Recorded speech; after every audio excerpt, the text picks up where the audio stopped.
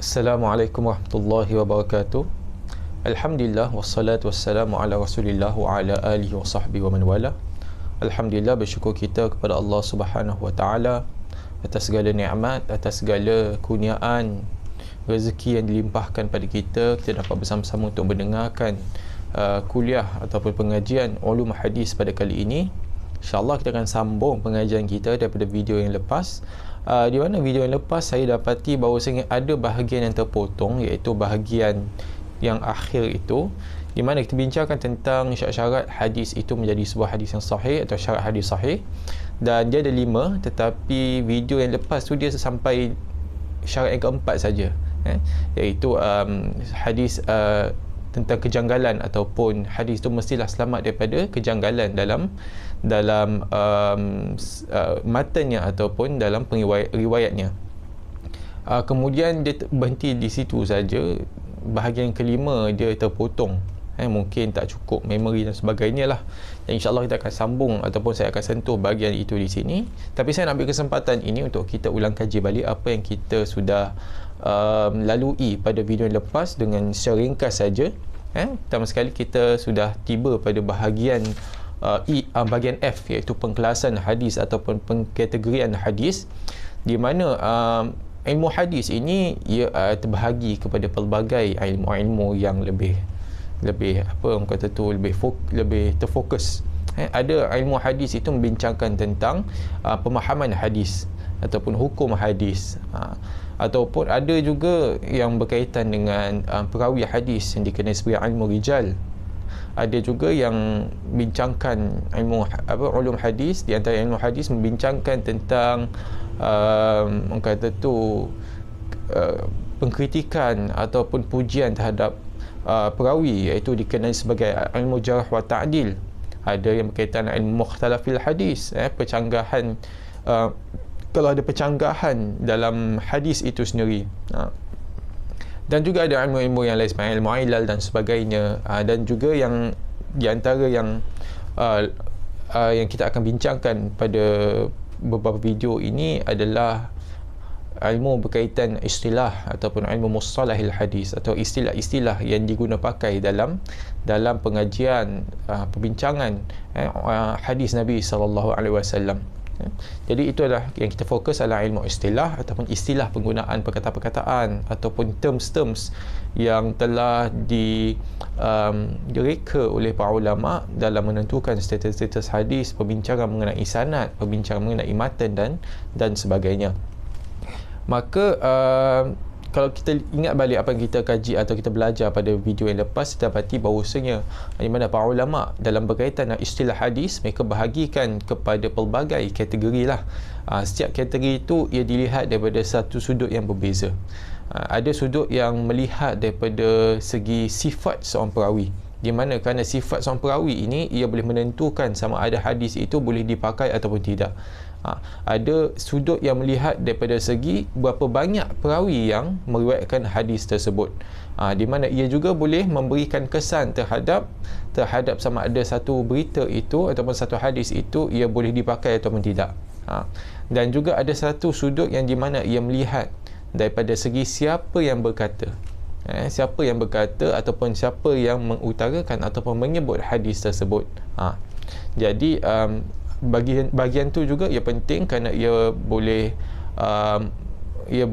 memberikan, menjejaskan sama ada kita beramal dengan siapa hadis itu, kita beramal dengan kata-kata siapa, sama ada kata Nabi ataupun kata para sahabat dan sebagainya. Jadi kita mulakan pada bahagian iaitu yang di mana membincangkan kategori yang membincangkan tentang hadis berdasarkan kategori hadis berdasarkan sifat perawi, yang di mana kita tahu bahawa saya terbagi kepada dua jenis. Yang pertama sekali adalah hadis yang maqbul, di mana hadis maqbul ni ada hadis sahih dan hadis hasan. Perkataan maqbul itu merujuk kepada hadis yang diterima maqbul. Kemudian ada bahagian yang kedua adalah dibagikan kepada dua. Pertama adalah hadis maqbul, yang kedua adalah hadis mardud, dan mardud itu adalah hadis yang dhaif. Dan kita dah mulakan tentang bahagian hadis maqbul, kita mulakan dengan hadis sahih.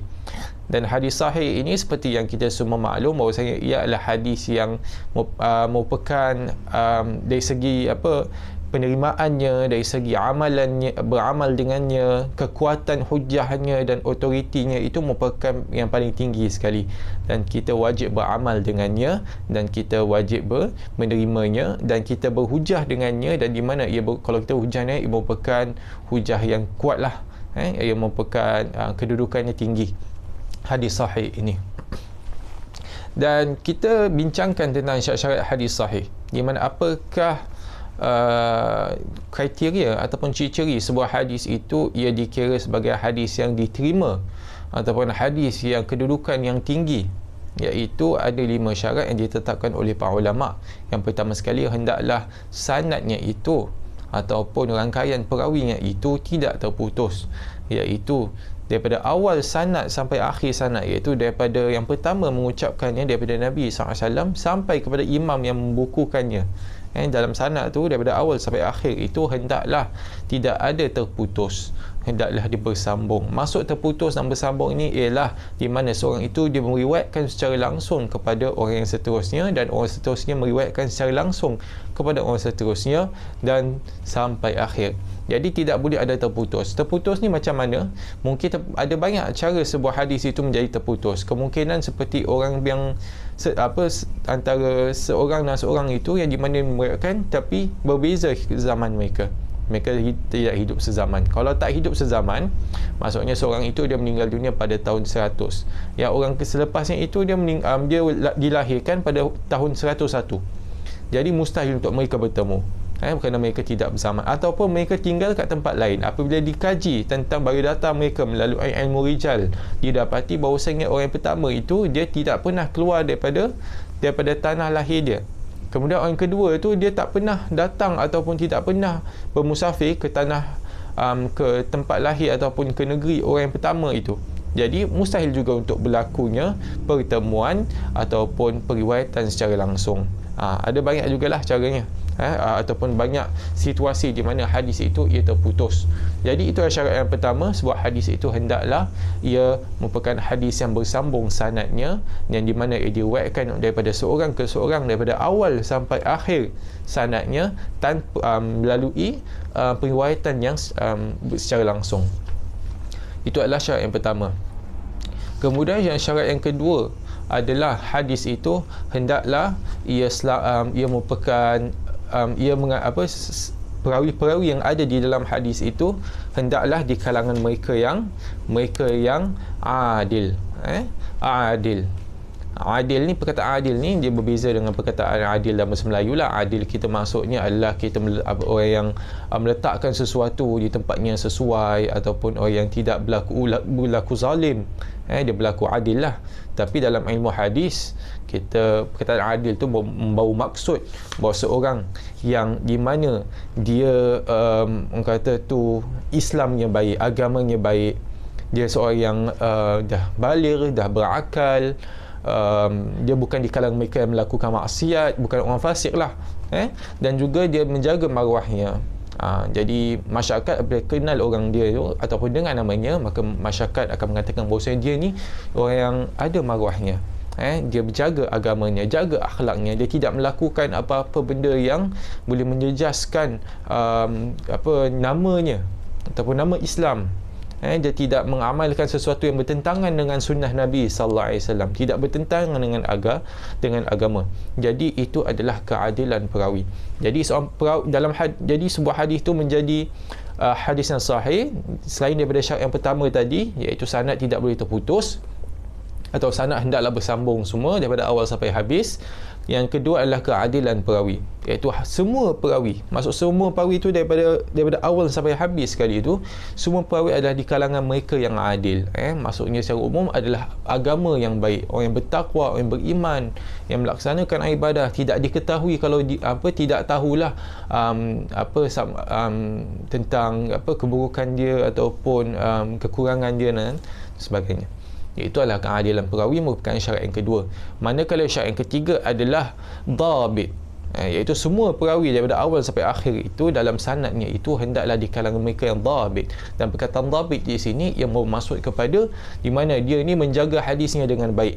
Menjaga hadis dari segi bagaimana dia meriwayatkan. Kalau dia riwayatkan hadis itu melalui hafalan, maka dia mestilah di kalangan mereka yang menjaga hafalannya dengan baik. Ingatan dia kuat, ingatan dia dikenali sebab dia dikenali sebagai seorang yang mempunyai ingatan yang kuat. Dia tak mudah lupa, dia tidak lalai, dan dia apabila dia dah hafal sesuatu, maka dia akan ulang balik sampai memang betul-betul dia melekat di dalam hati, dalam fikiran dia, dalam ingatan dia.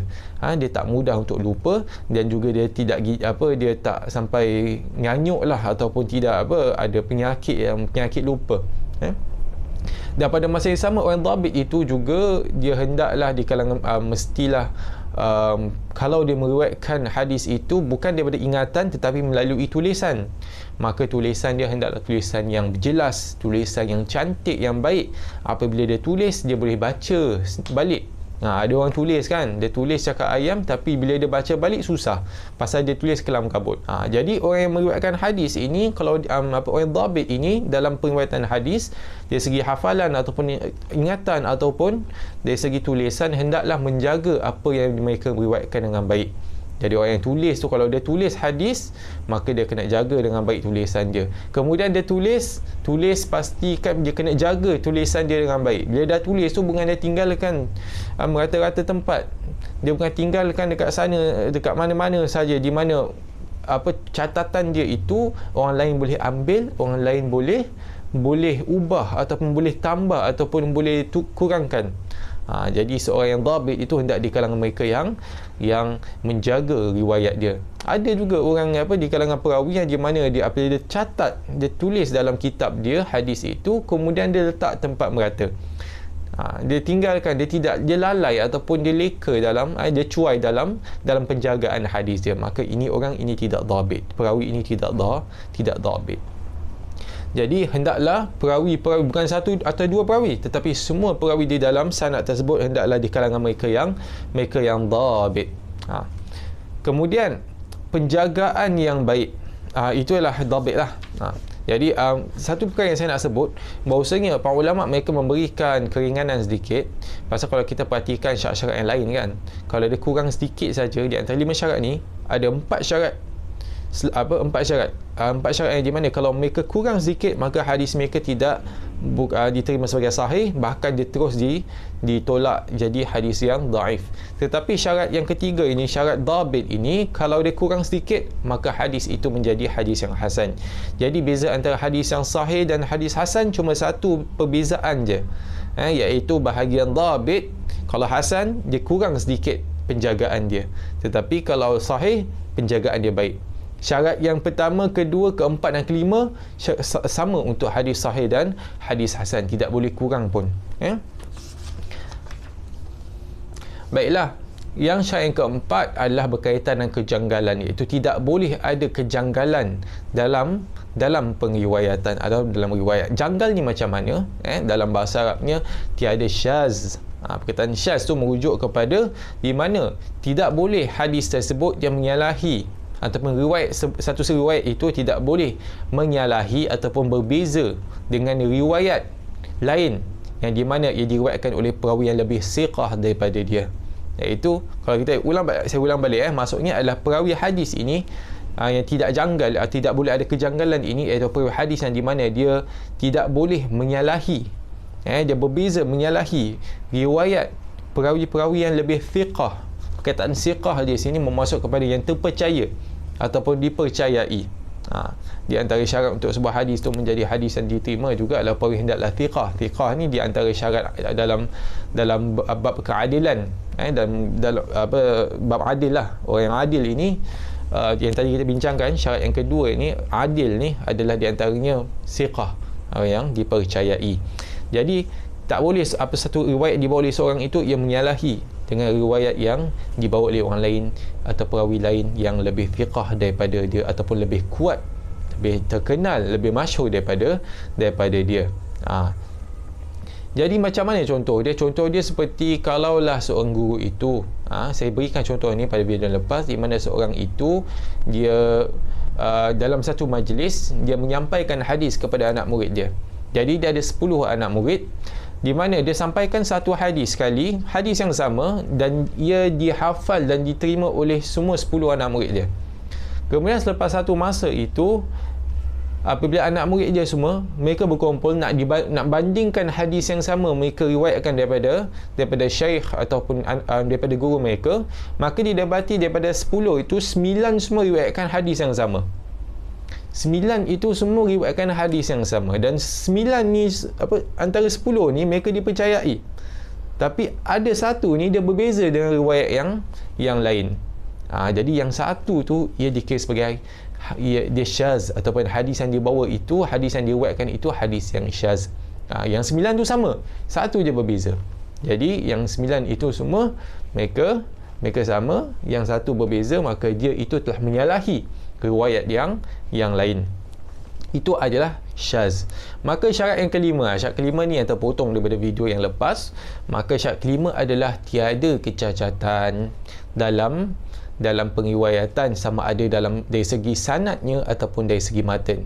Nah, kecacatan ini merupakan satu perkara yang sangat rumit, susah untuk dikenal pasti, dan ia hanya dapat dikenal pasti oleh ulama yang pakar sahaja. Yang di dalam dari segi sejarah kita ada seperti Imam Ibn Hajar, Imam Tirmizi, As-Suyuti, An-Nasai, Ad-Darqutni dan sebagainya, Az-Zahabi.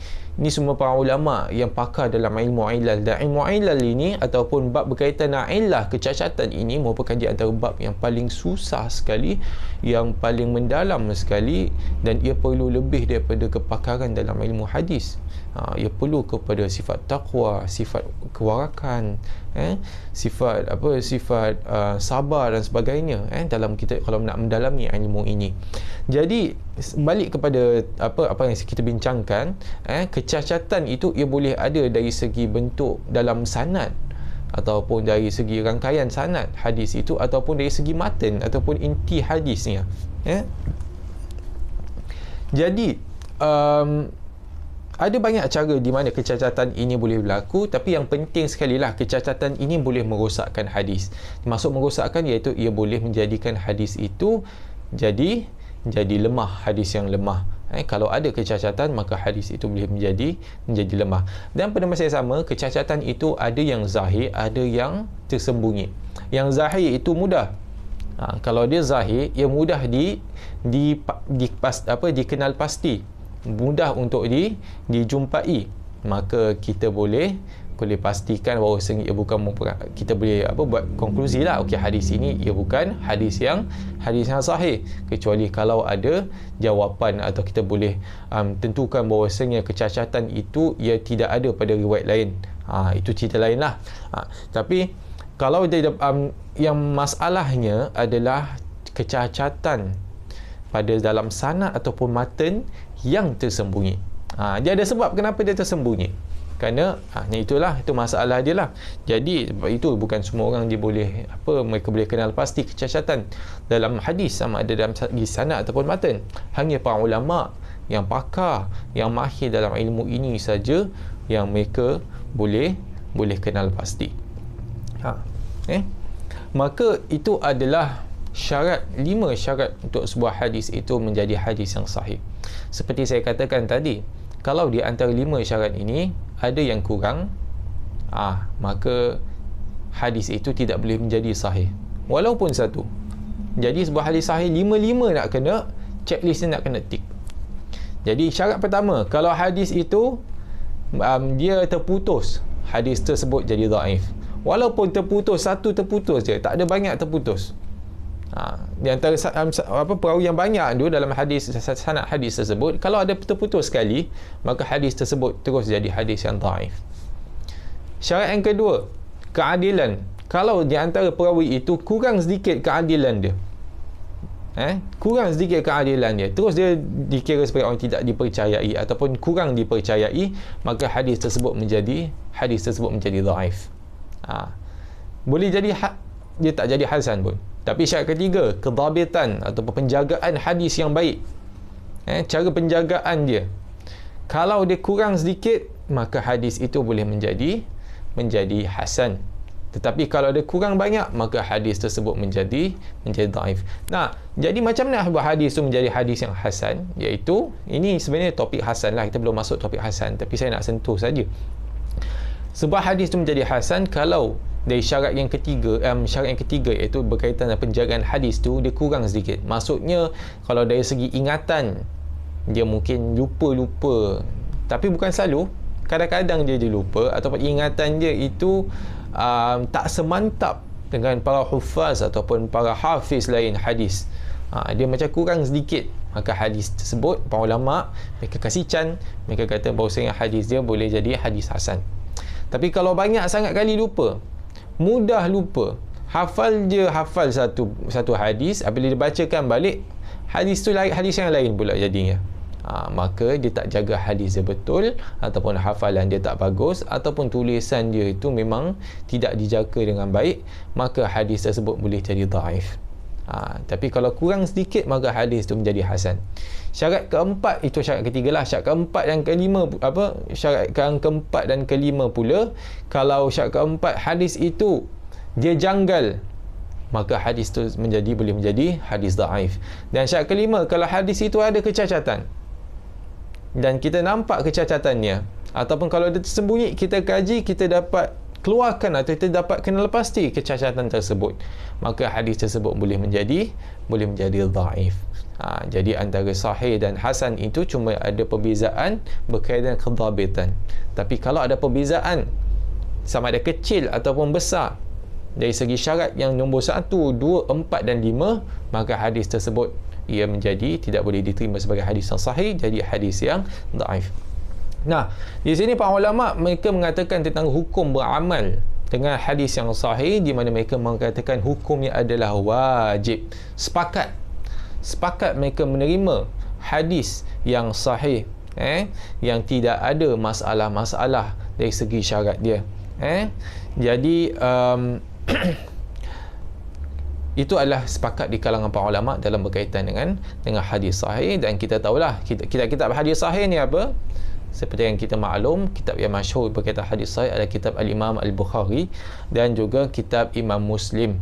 Dan juga ada kitab-kitab sahih yang lain seperti Sahih Ibn Hibban dan sebagainya. Tetapi itu ada perbincangan yang berbeza lah, kenapa mereka kenapa ia tidak diletakkan sama martabat dengan kitab Sahih Bukhari dan Muslim.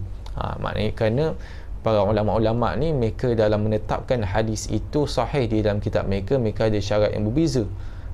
Dan syarat Imam Bukhari dan Muslim ini, syarat mereka yang paling, di antara syarat yang paling ketat sekali, syarat yang paling detail sekali.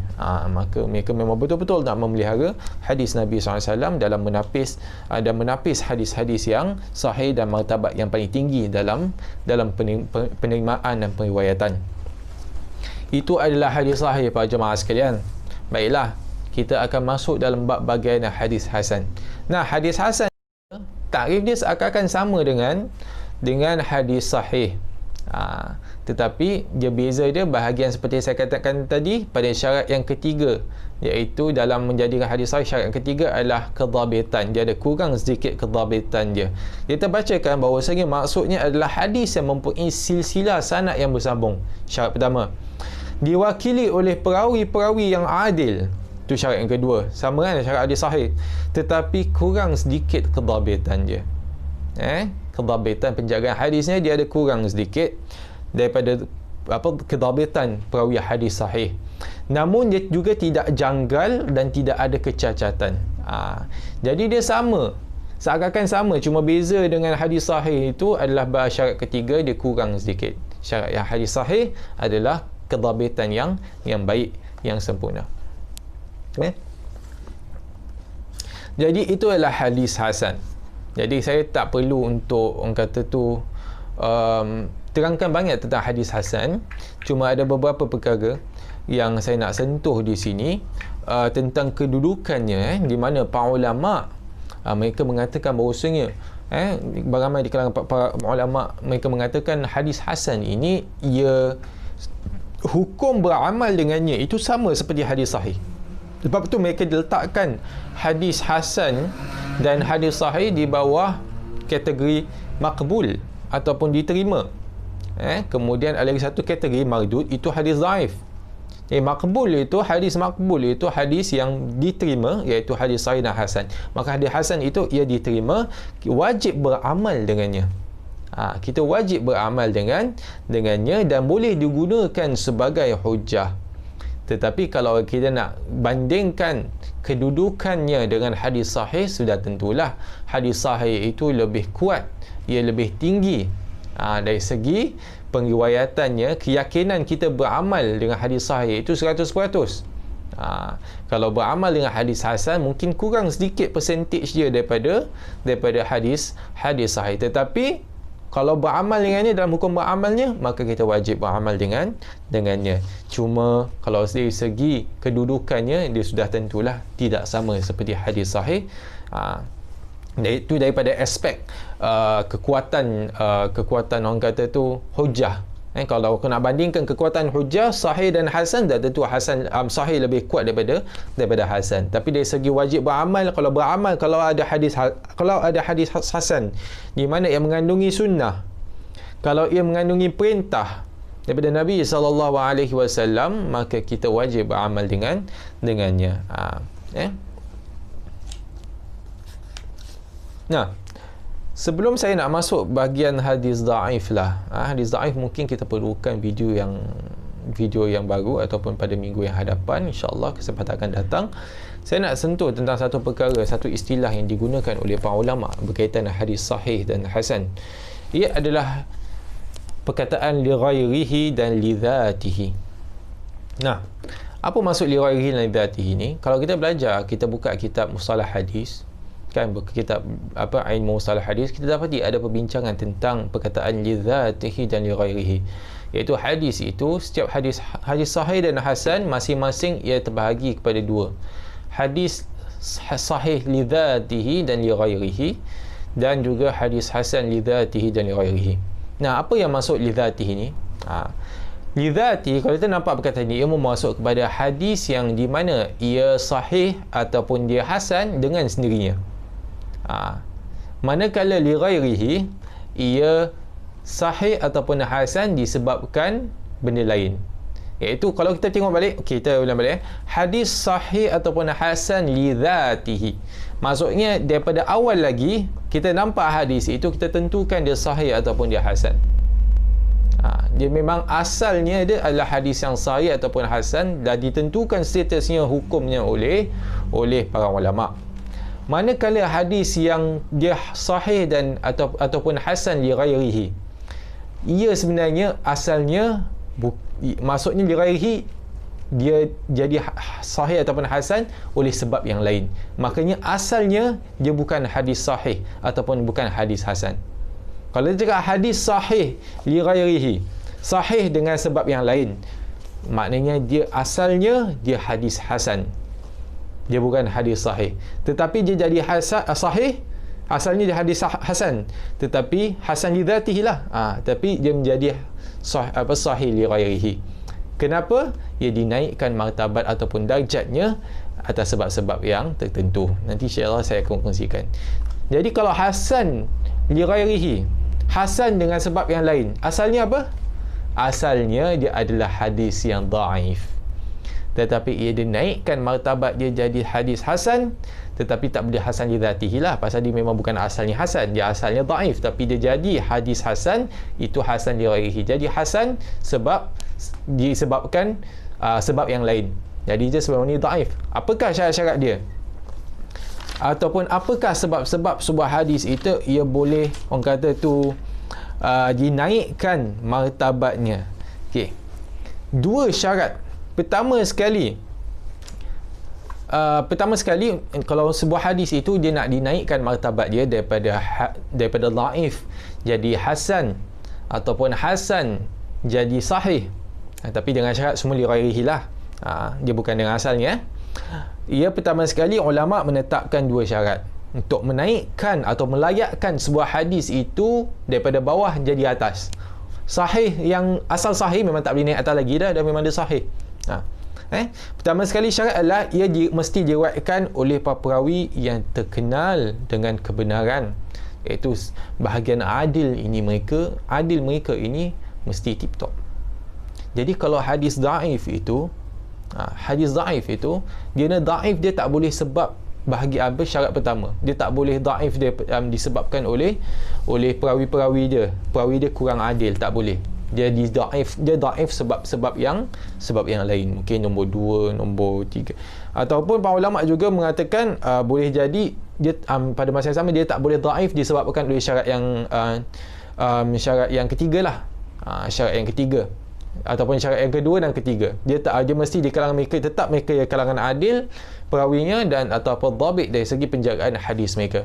Jadi mungkin dia dhaif disebabkan sanad terputus, ataupun dia dhaif sebab ada kejanggalan dalam riwayat, dia menyalahi riwayat yang lain yang lebih kuat, ataupun mungkin ada kecacatan yang tersembunyi di dalam, ada illah di dalam hadis tersebut. Dia dhaif sebab itu. Dia tak boleh dhaif disebabkan oleh syarat yang kedua ataupun ketiga. Sama juga kalau sebuah hadis hasan tu nak jadi hadis sahih, dia tak boleh sudah tentulah sebuah hadis itu kalau dia hasan, dia disebabkan kedhabitan, jadi itu tak ada masalah. Tapi kalau dhaif, dia tak boleh dhaif disebabkan oleh syarat yang kedua ataupun syarat yang ketiga, kurang di dalam bahagian tu. Jadi mereka hendaklah di kalangan mereka yang terkenal dengan kebenaran dan kebaikan, iaitu bahagian kepercayaan mereka tidak ada masalah. Itu syarat yang pertama. Jadi kalau kita dapat lepas syarat yang pertama itu, kita masuk kepada syarat yang kedua. Syarat kedua ni penting. Iaitu hadis itu, ia pada masa yang sama kalau dia nak dilayakkan ke martabat yang di atas, hendaklah dia diriwayatkan melalui jalan sanad lain yang sahih dan mempunyai kekuatan untuk mendukung ataupun melayakkan hadis ini ke tahap penjagaan yang sempurna. Justeru hadis yang asalnya hasan li dhatihi akan dinaikkan taraf ke sahih li ghairihi kerana riwayat yang lain, bukan kerana ia berasal daripada kategori sahih li dhatihi. Maksudnya apa? Kena ada hadis dua jenis naik dhaif jadi hasan jadi ataupun hasan menjadi sahih. Kalau hadis hasan tu nak jadi sahih, hendaklah hadis tersebut atau hadis yang hasan tersebut ia ada jalan sanad lain yang sahih, di mana dia boleh naikkan ataupun angkat hadis yang hasan itu jadi hadis yang sahih. Jadi dia kena ada sokongan daripada riwayat yang hadis yang sama tapi riwayat berbeza, diriwayatkan oleh orang lain. Contoh jalan riwayat yang lain, di mana jalan riwayat lain tu dia sahih, maka hadis yang hasan ini ia dinaikkan jadi sahih li ghairihi, sahih disebabkan oleh ada sebab yang lain. Iaitu sebab apa? Sebab lain adalah hadis yang sahih yang mendukungnya. Jadi itu adalah hadis, kalau hadis hasan nak jadi hadis sahih. Tapi kalau hadis dhaif nak jadi hadis hasan li ghairihi, macam mana?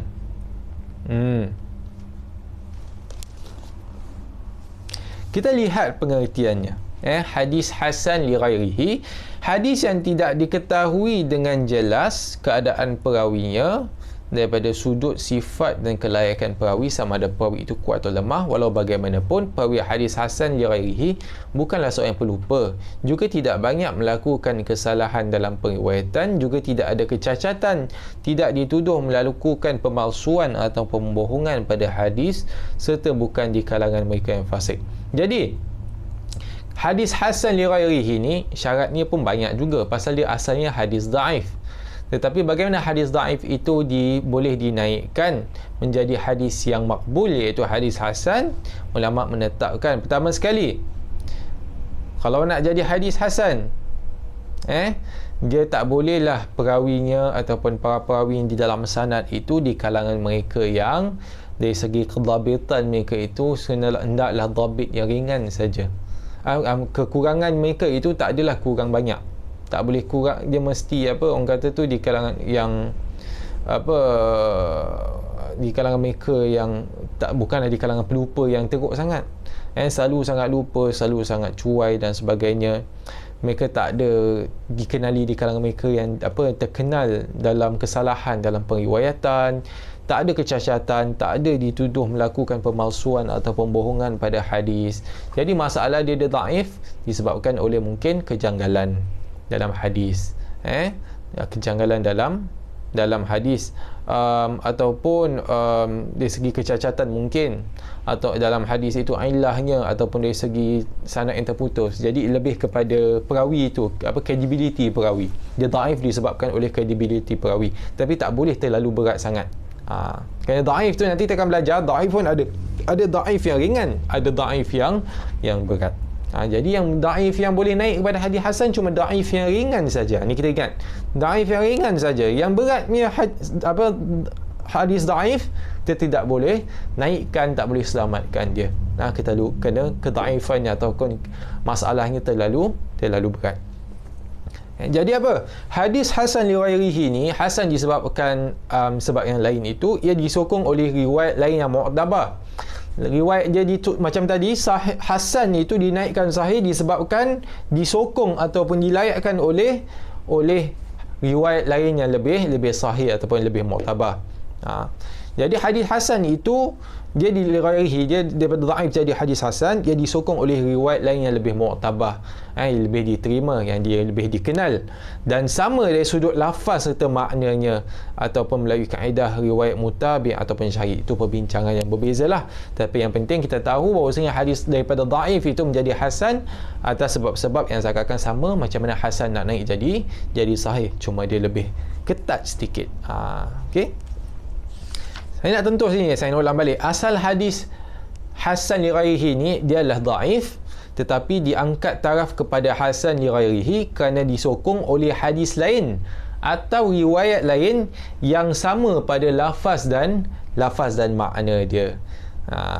Ia menjadi hasan li ghairihi kerana sesuatu yang lain, bukan sifat-sifatnya tertentu.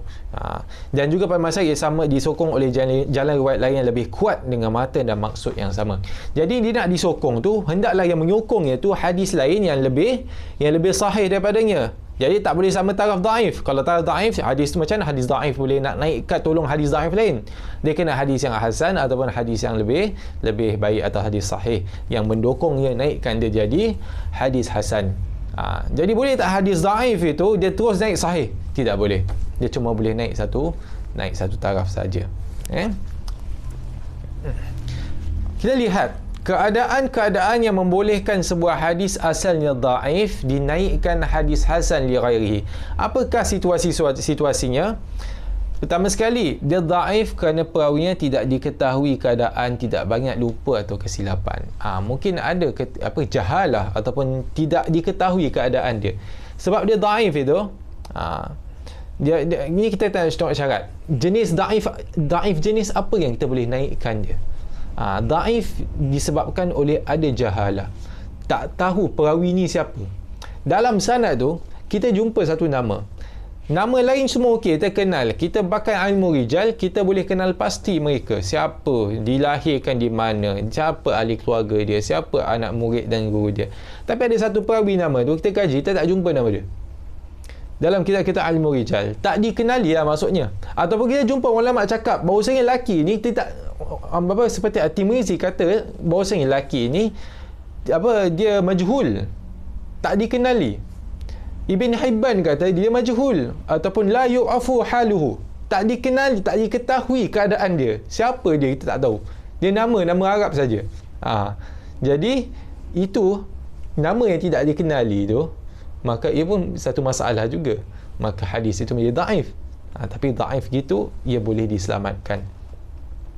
Dan juga perawi ada dan tidak banyak lupa atau kesilapan. Mungkin ada perawi yang dia lupa atau silap, tetapi tak boleh di kalangan mereka yang orang kata tu yang dalam ada selalu lupa ataupun silap lah. Kedua, dhaif kerana perawinya tidak baik hafalan ataupun tersilap kerana usia yang lanjut, juga halangan lain yang tidak disengajakan. Sedang perawi itu dikenal sebagai seorang yang amanah dan benar dalam riwayat, iaitu dia dhaif. Sebuah hadis dhaif disebabkan oleh seorang perawi itu thiqah, dia dipercayai, dia amanah, dia selalu benar dalam periwayatan, tetapi hafalan dia tak bagus, dia tersalah, dia tersilap disebabkan oleh usia yang lanjut. Ini satu perkara yang biasa. Semua orang akan sampai pada usia yang lanjut. Dia walaupun dia muda, walaupun banyak riwayat dia hadis daripada masa dia muda, tetapi satu masa dia akan tetap lanjut usia dia, dan usia yang lanjut itu ia ada beberapa kesan. Di antaranya adalah mungkin dari segi ingatan dah tak kuat, mungkin ada masalah dalam hafalan dan sebagainya. Jadi hadis itu dhaif disebabkan oleh perkara ini, tetapi ia boleh dijadikan hadis yang hasan. Nah, mungkin dhaif kerana rangkaian sanad tidak bersambung, sama ada dia adalah munqati' ataupun mursal. Iaitu apa maksud munqati' ataupun mursal? Munqati' hadis yang putus-putus lah. Mursal adalah sebuah hadis yang diriwayatkan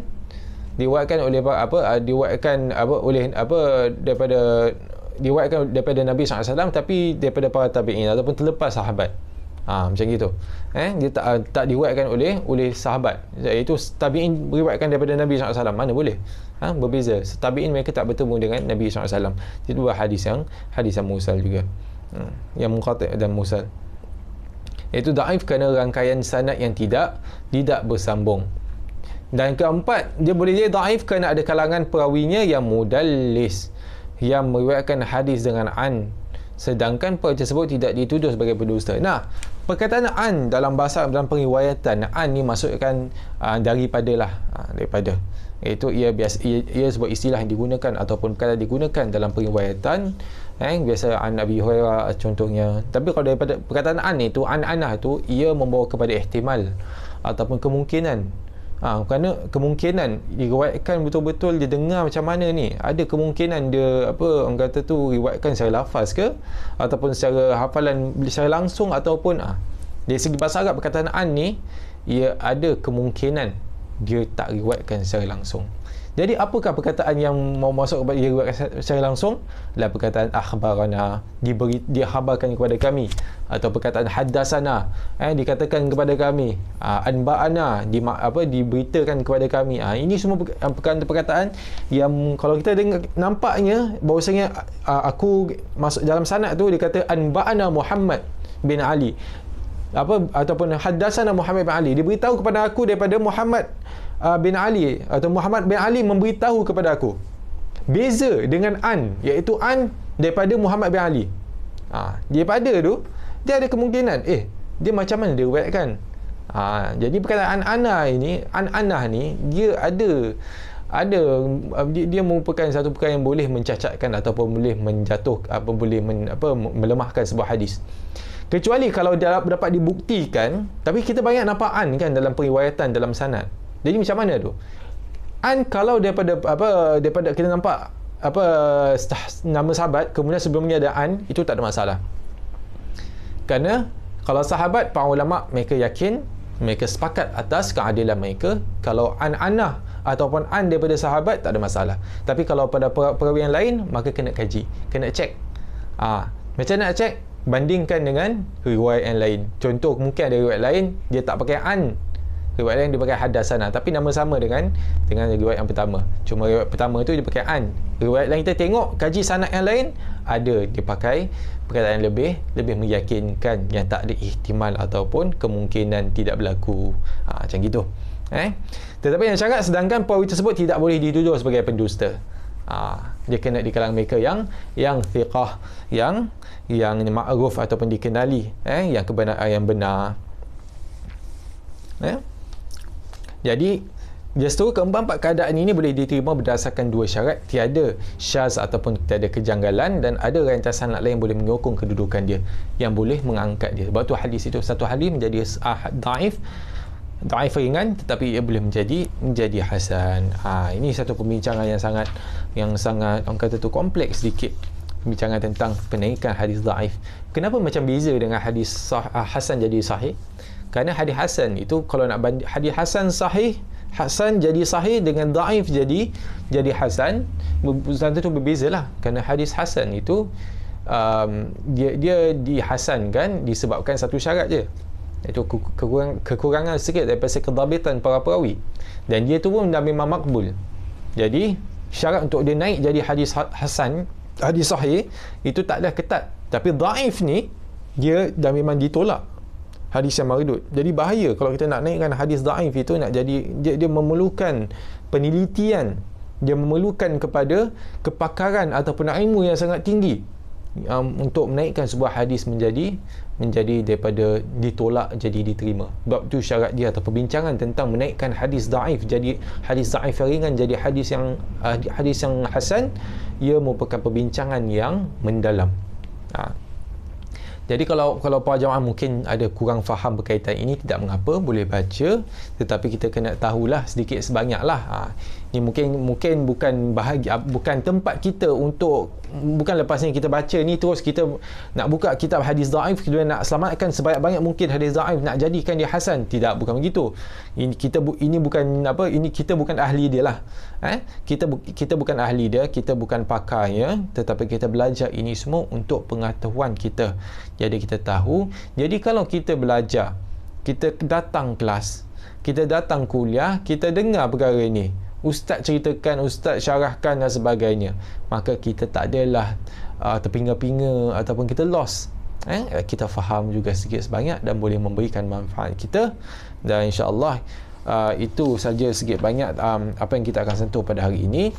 Pada video yang akan datang, kita akan masuk bahagian hadis dhaif, ataupun apakah perkara-perkara yang sebab-sebab sebuah hadis itu menjadi dhaif, bahagian hadis dhaif. Dan bab hadis dhaif ni adalah bab yang sangat kompleks, bab yang sangat besar, kerana hadis dhaif ini terbahagi kepada pelbagai. Ada hadis yang muallaq, yang maudhu', yang matruk dan sebagainya. Dan ini semua dia di bawah kategori hadis dhaif sebab sanad tak bersambung. Ada 4, ada 5. Ada dia dhaif sebab adil, perawi tak adil pun ada sekitar 3 ataupun 4, ada 4. Ataupun dia dhaif sebab dhabit, perawinya tidak dhabit. Iaitu ini antara 5 syarat yang hadis sahih tu dia tak capai, jadi 5 jugalah. 5 sebab kenapa dia tidak menjadi, sebuah hadis itu menjadi dhaif. Dan setiap daripada syarat itu yang tidak yang tidak dapat dicapai, dia ada pelbagai pembahagian. Wallahu ta'ala alam. Semoga kita semua dapat raih sedikit manfaat daripada perkongsian ini. Kalau tak faham, boleh baca. Kalau tak faham juga, mungkin boleh dekat dalam bahagian komen, boleh berikan soalan. InsyaAllah saya akan jawab pada video yang akan datang kalau saya bacalah. Wallahu ta'ala alam. Aqulu qawli hadha wa astaghfirullahal azim li wa lakum. Wassalamualaikum warahmatullahi wabarakatuh.